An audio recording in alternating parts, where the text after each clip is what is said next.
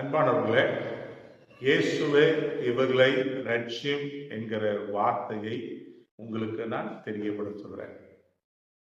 இந்த வார்த்தையை பயன்படுத்தி நீங்கள் உங்கள் வீட்டை விட்டு வெளியே செல்லும் பொழுது உங்கள் கண் எதிரே யாரெல்லாம் பார்க்கிறீர்களோ அவர்களை மனதில் நினைத்து இந்த வார்த்தையை பயன்படுத்தி நீங்கள் செவியுங்கள்.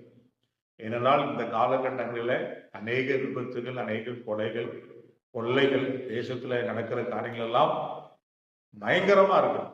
ஏதோ இங்க மட்டும் இல்லை, எல்லா இடத்துலயும் அப்படிதான் இருக்கு. ஸோ ஒவ்வொரு மக்களும் பாதுகாக்கப்பட வேண்டும். ஒவ்வொரு மக்களும் ஆண்டு அன்பை ருசிக்கணும். ஒவ்வொரு மக்களுக்கும் ஆண்டவருடைய வார்த்தைகள் கடந்து சொல்லணும்.